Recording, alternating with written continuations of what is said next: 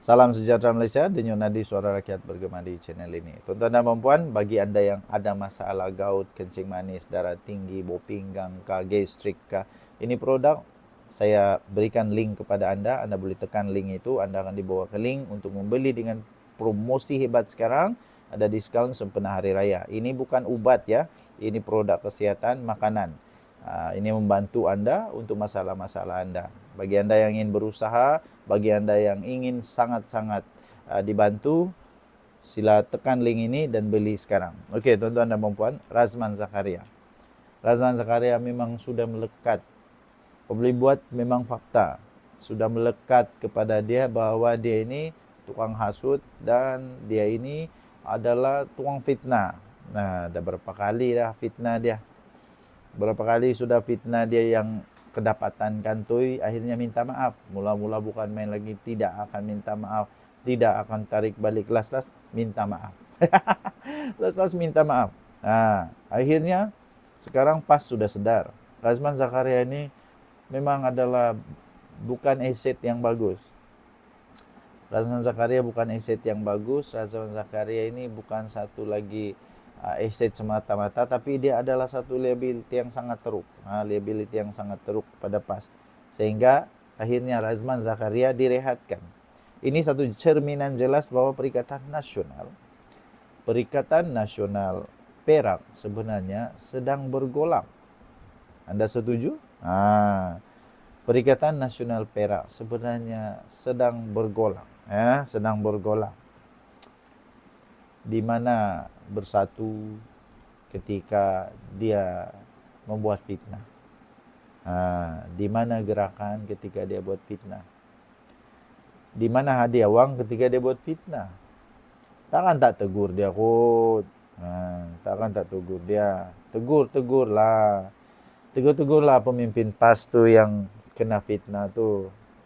Pada saya, tindakan yang terbaik adalah orang yang buat fitnah bukan saja ditegur, buang terus, bikin malu parti saja. Tapi entah kenapa, bukan saja tidak ditegur, bukan ditegur kot. Saya rasa ditegur, tapi bukan saja tidak ada tindakan yang keras diambil, dibantu pula. Siap ada dana jihad. Tindakan merehatkan Razman Zakaria sebagai Pesuruhjaya PAS Negeri Perak bukan sekadar satu keputusan dalaman parti, tetapi adalah cerminan jelas ketidaktentuan hala tuju pembangkang itu di PAS, di Perak. Ketua Angkatan Muda Keadilan AMK Perak, Zaim Sidki berkata, situasi berkenaan jelas menunjukkan PAS dan Perikatan Nasional PN di negeri ini semakin goyah, kehilangan arah dan gagal membuktikan bahawa mereka mampu menjadi alternatif yang kredibel kepada rakyat. Menurut beliau, merehatkan individu tertentu tidak akan mengubah hakikat bahawa pembangkang di Perak berada dalam keadaan kucar kacir.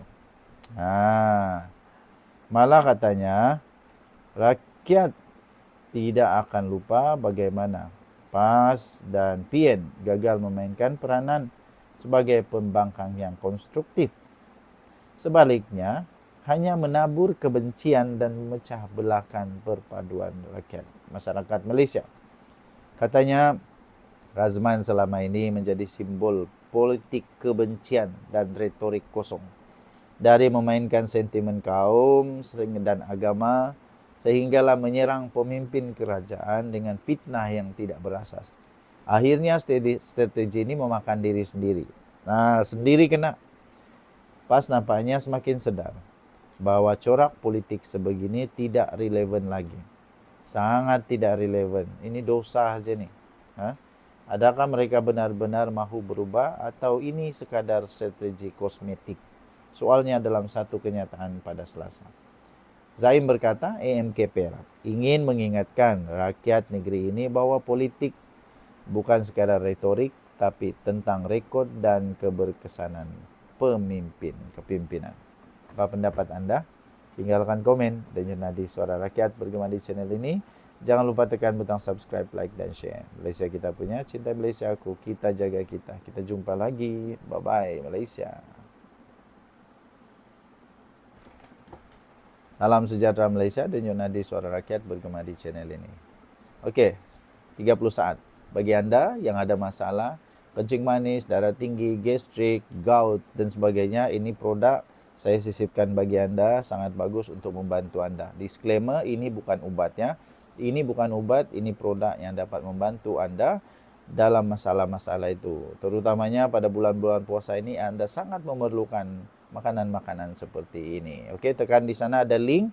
Anda terus boleh masuk kepada link pembelian, beli sekarang dengan promosi sempena Hari Raya. Okey, Nurul Izzah, the Iron Lady of Datuk Seri Anwar Ibrahim. Wah.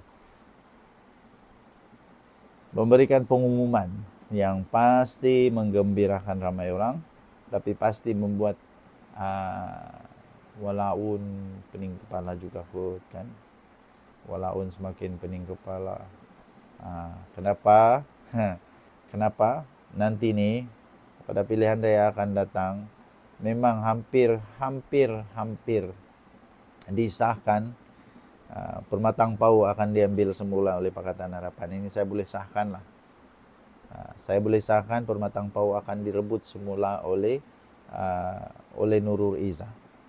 Kerana MP Permatang Pau sekarang macam jadi apa? Lawak jenaka. Macam jadi lawak jenaka. Kalau tidak percaya, tanyalah kepada rakan-rakan anda yang berada di Permatang Pau. Apa MP Permatang Pau sekarang buat? Dia menang kenapa dulu? Macam mana dia menang saya pun tak pasti. Nurul Izzah akhirnya mengumumkan pertahankan jawatan Naib Presiden PKR. Mempertahankan jawatan ini. Mana kata dia ada peluang untuk sekali lagi menjadi calon di Permatang Pau. Kalau dia menjadi calon sekali lagi di Permatang Pau, saya amat yakin bahawa dia akan menang. Dia akan menang di sana. Beliau berkata, Naib Presiden PKR Nurul Izzah bakal akan mempertahankan jawatannya pada pemilihan parti Mei ini. Walaupun begitu tuan-tuan dan puan-puan, ini Naib Presiden ini bukan hanya Nurul Izzah yang akan bertanding. Ramai lagi yang bertanding. Okay. Beliau berkata keputusan itu dibuat atas hasratnya untuk meraihkan bakat dalam parti sebagai usaha regenerasi atau penjanaan semula PKR selain untuk memperkukuh parti bagi menghadapi pilihan raya umum ke-16 akan datang. Dia kata, saya berharap anggota-anggota parti memberikan saya peluang untuk menggalas bebanan selari dengan konsep fardu kifayah. Kerana sejak awal masa penumpuhan parti, saya masuk ke gelanggang politik pun berdasarkan mahu melunaskan konsep fardu kifayah, maka saya berharap dalam pemilihan kali ini pertandingan dengan semangat kekeluargaan. Katanya, kita mahu agar berlangsungnya semangat kekitaan dalam satu usaha di mana bila kita dapat menyatukan hati-hati dan memastikan bakat yang terbaik dapat diberikan ruang dan peluang. Bukan sekadar untuk menjadi calon sebenarnya. Katanya kepada pemerintah selepas majlis sumbangan kasih Ramadan dan Moreh di Masjid Said bin Thabit, Desa Tun Razak di Kuala Lumpur. Nurul Izzah berkata beliau tidak akan mengambil mudah dan akan melakukan sedaya upaya untuk memenangi jawatan itu. Okey, so tuan-tuan dan puan-puan, apa pendapat anda? Apa pendapat anda? Adakah Nurul Izzah akan menang? Okey, sama ada dia menang atau tidak dalam pemilihan ini penting. Tetapi yang lebih penting, saya rasa dia akan rampas semula Permatang Pau. Apa kata anda? Adakah Perikatan Nasional masih akan menang atau akan kalah teruk kali ini? Kita jumpa lagi. Bye-bye.